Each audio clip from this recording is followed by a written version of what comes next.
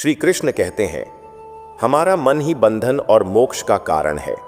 जो मन को वश में कर लेता है वही अपने जीवन में शांति और आनंद का अनुभव करता है। जब हम समझ लेते हैं कि मन विचारों और भावनाओं का केंद्र है तो इसका अर्थ बहुत गहराई से जुड़ा हुआ है।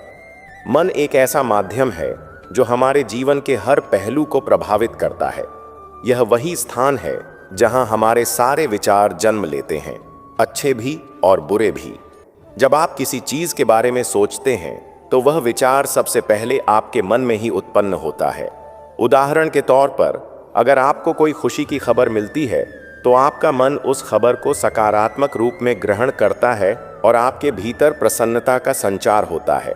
इसी तरह अगर कोई दुखद घटना घटती है तो मन ही वह स्थान है जहां दुख की भावना सबसे पहले प्रकट होती है।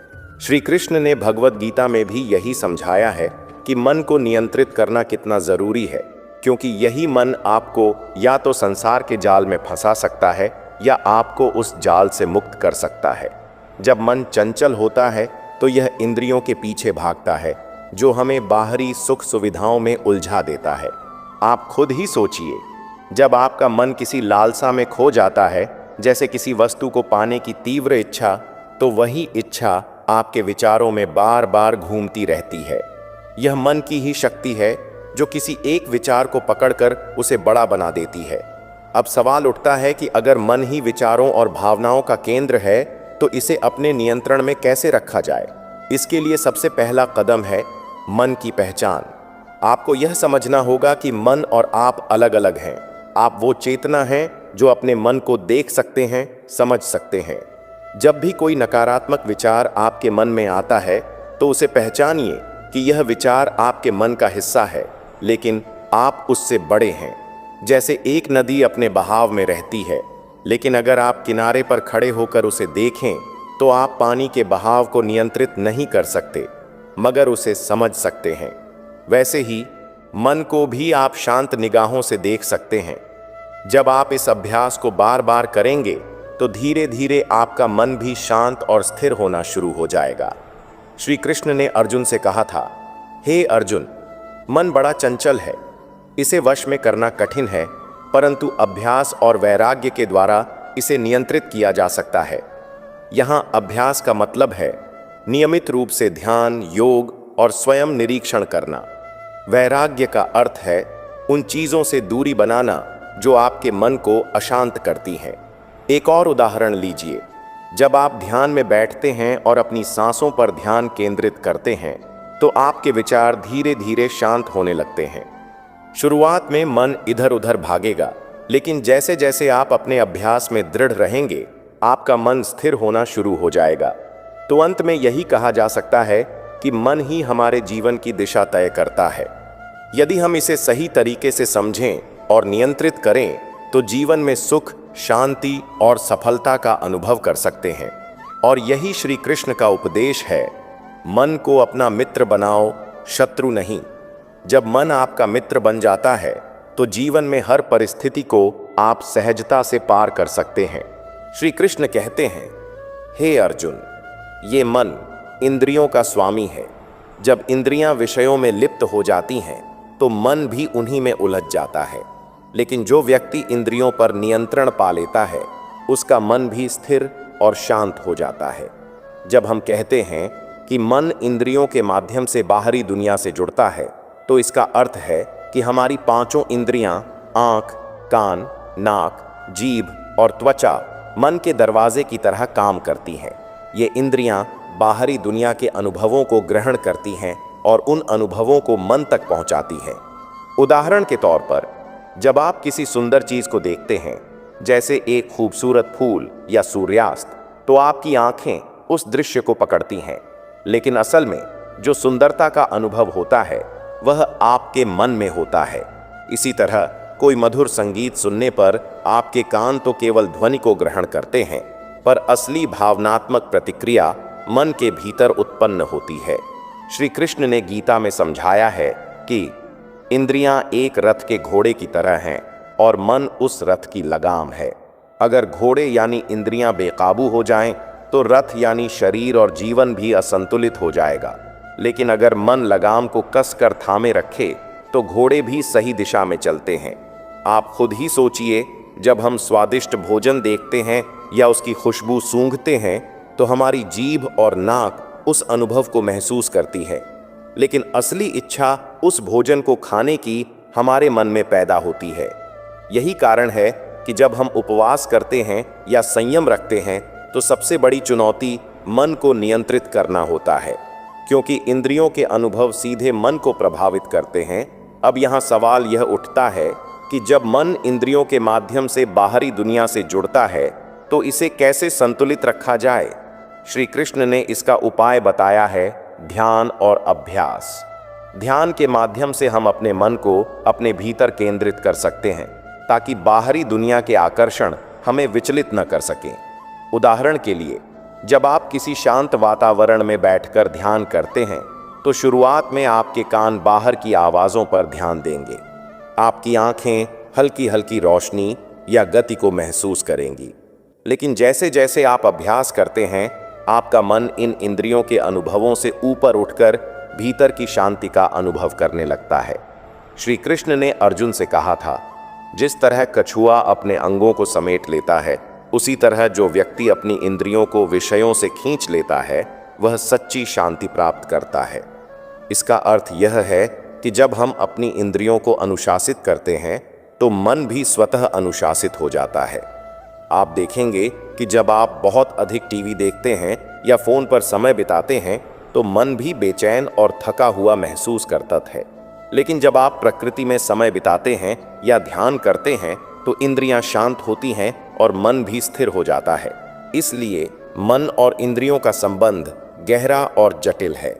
अगर इंद्रियां अनियंत्रित रहेंगी तो मन भी अस्थिर रहेगा, लेकिन जब आप इंद्रियों के अनुभवों को सही दिशा में नियंत्रित करते हैं तो मन भी बाहरी दुनिया से जुड़ते हुए भी भीतर की शांति और संतुलन बनाए रखता है। यही श्री कृष्ण का उपदेश है, इंद्रियों को साधो, मन स्वतः साध जाएगा। श्री कृष्ण कहते हैं, हे अर्जुन, यह मन बड़ा ही चंचल और अस्थिर है। इसे नियंत्रित करना वास्तव में कठिन है, परंतु अभ्यास और वैराग्य के द्वारा इसे वश में किया जा सकता है। अब जब हम कहते हैं कि मन अस्थिर और चंचल होता है तो इसका अर्थ है कि मन कभी एक स्थान पर टिकता नहीं है। यह निरंतर एक विचार से दूसरे विचार पर कूदता रहता है। कभी भविष्य की चिंता करता है तो कभी भूतकाल की यादों में उलझ जाता है। यही चंचलता मन की स्वाभाविक प्रकृति है। श्री कृष्ण ने अर्जुन को यह स्पष्ट रूप से बताया कि मन को नियंत्रित करना उतना ही कठिन है जितना कि तेज हवा को थामना। आप खुद ही सोचिए, जब आप शांत बैठने की कोशिश करते हैं और किसी एक बात पर ध्यान केंद्रित करना चाहते हैं तो मन स्वतः ही इधर उधर भटकने लगता है। उदाहरण के तौर पर, जब आप ध्यान करने बैठते हैं और अपनी सांसों पर ध्यान केंद्रित करने की कोशिश करते हैं तो कुछ ही क्षणों में मन आपके किसी पुराने अनुभव, भविष्य की योजना या किसी बाहरी आवाज की ओर खींचा चला जाता है। इससे स्पष्ट हो जाता है कि मन कितना अस्थिर है और इसे वश में करना कितना चुनौतीपूर्ण हो सकता है। मन की चंचलता का कारण क्या है? श्री कृष्ण के अनुसार मन की चंचलता का सबसे बड़ा कारण हमारी इंद्रियों का आकर्षण है। हमारी आंखें, कान, नाक, जीभ और त्वचा लगातार बाहरी दुनिया के विषयों में उलझी रहती है। जब भी कोई नई चीज दिखती है, कोई नई आवाज सुनाई देती है या कोई नया स्वाद महसूस होता है तो मन तुरंत उनकी ओर आकर्षित हो जाता है। यह आकर्षण ही मन को एक जगह स्थिर नहीं होने देता। अब सवाल यह उठता है कि मन की इस चंचलता को कैसे नियंत्रित किया जाए। श्री कृष्ण के अनुसार अभ्यास और वैराग्य अभ्यास का अर्थ है नियमित रूप से मन को एकाग्र करने का प्रयास करना, चाहे वह ध्यान हो, जप हो या कोई भी ऐसा कार्य जिसमें मन को केंद्रित करना पड़े। जैसे एक बच्चा धीरे धीरे चलना सीखता है, वैसे ही मन भी धीरे धीरे स्थिरता की ओर बढ़ता है। शुरुआत में यह कठिन लगता है, लेकिन निरंतर अभ्यास से मन शांत और नियंत्रित होने लगता है। वैराग्य का अर्थ है उन चीज़ों से धीरे धीरे मोह छोड़ना जो मन को भटकाती है। जब हम समझते हैं कि बाहरी दुनिया के सुख अस्थायी हैं और सच्चा सुख भीतर है तो मन का बाहरी विषयों से आकर्षण कम हो जाता है। उदाहरण के लिए, अगर कोई व्यक्ति हर समय मनोरंजन के साधनों में डूबा रहता है तो उसका मन हमेशा उत्तेजित और चंचल रहेगा। लेकिन जैसे ही वह व्यक्ति इन चीज़ों से दूरी बनाता है और अपने भीतर की शांति खोजता है तो मन स्वतः शांत होने लगता है। श्री कृष्ण ने अर्जुन से कहा था, हे अर्जुन, जो व्यक्ति अपने मन को नियंत्रित नहीं कर पाता वह सच्चे ज्ञान और शांति को प्राप्त नहीं कर सकता, लेकिन जो मन को वश में कर लेता है उसके लिए यह संसार भी एक तपोवन बन जाता है। अंततः मन की चंचलता को पहचानना ही पहला कदम है। जब हम यह समझ लेते हैं कि मन की अस्थिरता स्वाभाविक है, तब हम इसके ऊपर नियंत्रण पाने के लिए धैर्यपूर्वक अभ्यास करते हैं। धीरे धीरे अभ्यास और वैराग्य के मार्ग पर चलते हुए मन भी स्थिर और शांत हो जाता है, और यही हमें जीवन में सच्ची शांति और संतोष की ओर ले जाता है। श्री कृष्ण कहते हैं, हे अर्जुन, जैसे व्यक्ति अपने विचारों के अनुसार बनता है वैसे ही उसका जीवन भी उसी दिशा में चलता है। यदि विचार शुद्ध और सकारात्मक हों तो मन भी स्थिर और शांत रहता है और जीवन में संतुलन बना रहता है। मन का स्वभाव है विचारों के प्रवाह में बहना। यह कभी नकारात्मक सोच में उलझ जाता है तो कभी आशा और सकारात्मकता की ओर भी अग्रसर होता है। सकारात्मक विचारों को अपनाकर हम अपने मन की दिशा बदल सकते हैं, क्योंकि हमारे विचार ही हमारे जीवन की दिशा तय करते हैं। श्री कृष्ण ने गीता में अर्जुन को यही सिखाया था कि युद्ध के मैदान में भी जब तुम्हारा मन डर, संदेह और मोह में डगमगा रहा हो, तब अपने विचारों को बदलकर अपने कर्तव्य के पथ पर अडिग रहो। जब हम निराशा में डूबे होते हैं तो हमारा मन उसी नकारात्मकता में और गहराई तक उतरता चला जाता है। जैसे अगर कोई व्यक्ति बार बार सोचता है कि वह किसी काम में असफल हो जाएगा तो धीरे धीरे उसका मन उस असफलता की कल्पना करने लगता है और वह अपने प्रयासों में भी ढील देने लगता है। श्री कृष्ण ने अर्जुन को यह सिखाया कि मन में उत्पन्न नकारात्मक विचारों को बदलना ही आत्मनियंत्रण का पहला कदम है। सकारात्मक विचारों को अपनाने का अर्थ यह नहीं है कि हम जीवन की कठिनाइयों से मुंह मोड़ लें, बल्कि इसका अर्थ है कि हम उन चुनौतियों को एक नए दृष्टिकोण से देखें। उदाहरण के तौर पर, जब जीवन में कोई कठिनाई आती है तो आम तौर पर मन शिकायत करता है, क्यों मेरे साथ ही ऐसा हुआ। लेकिन जब हम सकारात्मक सोच अपनाते हैं तो वही मन कहता है, यह मेरे लिए एक सीखने का अवसर है, मैं इससे और मजबूत बनूंगा। श्री कृष्ण ने अर्जुन को यही समझाया था कि जीवन में जो भी परिस्थिति आती है वह हमें परखने और आगे बढ़ाने के लिए आती है। यदि हम अपने विचारों को इस दिशा में मोड़ते हैं तो मन की चंचलता धीरे धीरे समाप्त होने लगती है और हम कठिन परिस्थितियों में भी शांत और संतुलित बने रहते हैं। सकारात्मक विचार मन को केवल शांत ही नहीं करते, बल्कि यह हमारी आत्मिक शक्ति को भी जागृत करते हैं। जब व्यक्ति यह सोचता है कि हर समस्या का समाधान संभव है तो उसका आत्मविश्वास बढ़ता है और मन में एक नई ऊर्जा का संचार होता है। उदाहरण के लिए, जब हम कहते हैं मैं यह कर सकता हूं, तो यह विचार न केवल मन को प्रेरित करता है बल्कि हमारे कार्यों में भी उत्साह भर देता है।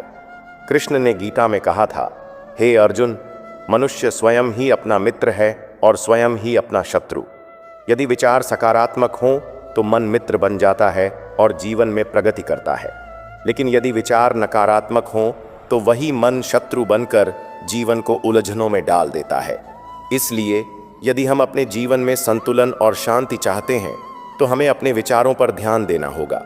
सुबह उठते ही मन में सकारात्मक विचार लाना, जैसे आज का दिन शुभ होगा या मैं अपने प्रयासों से सफलता प्राप्त करूंगा, मन को एक नई दिशा देता है। धीरे धीरे यह अभ्यास जीवन का हिस्सा बन जाता है और मन स्वाभाविक रूप से सकारात्मकता की ओर अग्रसर होता है।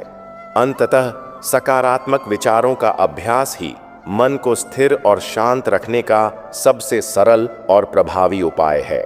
जब हम अपने विचारों को नियंत्रित करना सीख जाते हैं तो मन की चंचलता समाप्त हो जाती है और हम जीवन के हर पहलू में एक नई ऊर्जा और शांति का अनुभव करते हैं।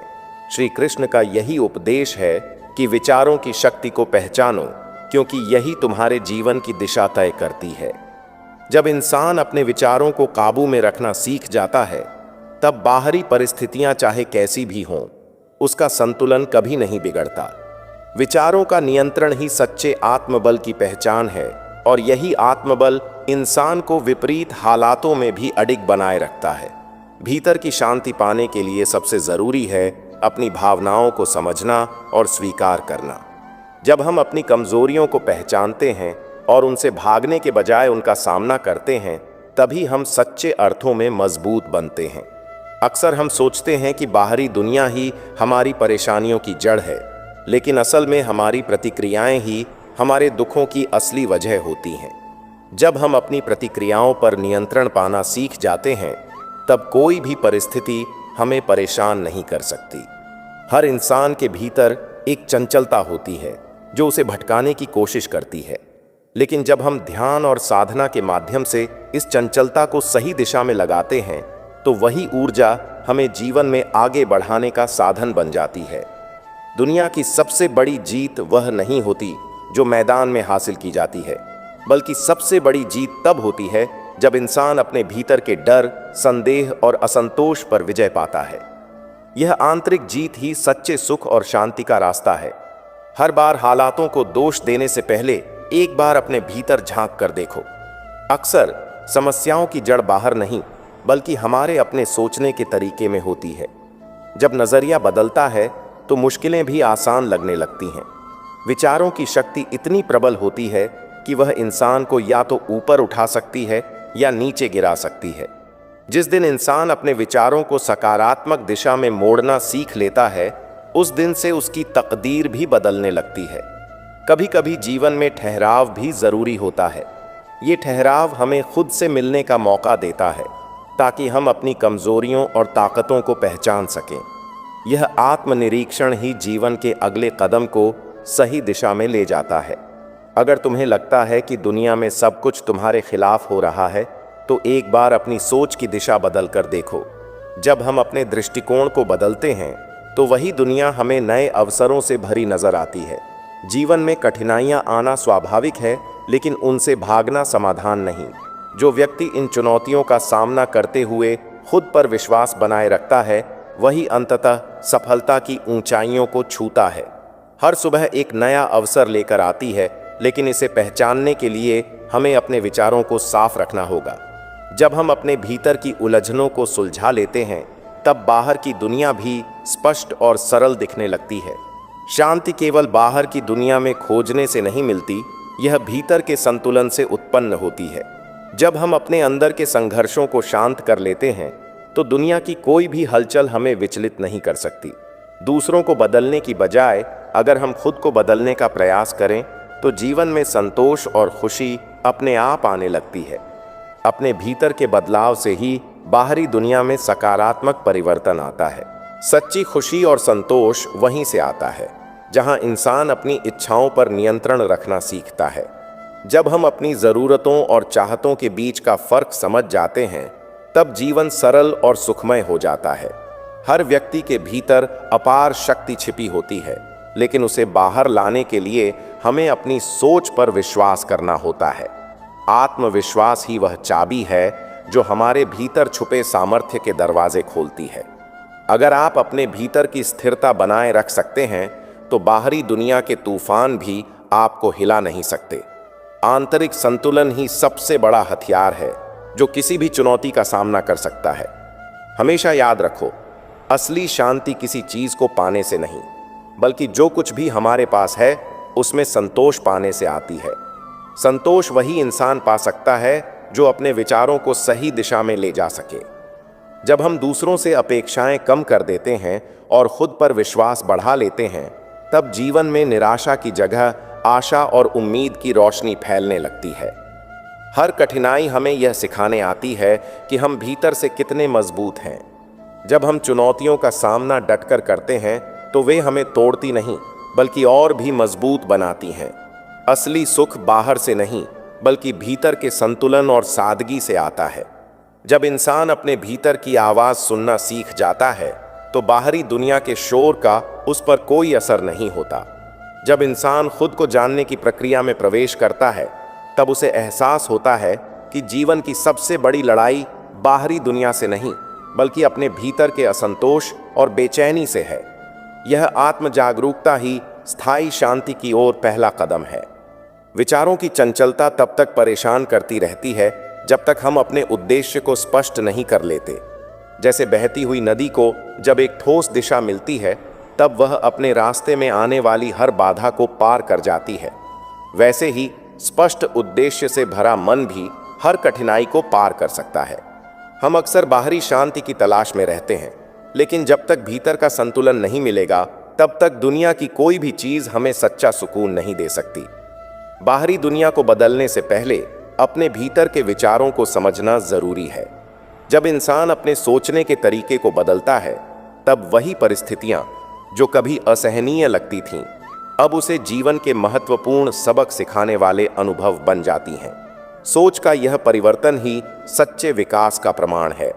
कई बार जीवन में ठहराव की स्थिति हमें परेशान करती है, लेकिन यही ठहराव हमें खुद को समझने का मौका देता है। जब हम इस ठहराव को स्वीकार कर लेते हैं, तब वही रुकावटें हमारे लिए नई संभावनाओं के द्वार खोलने लगती हैं।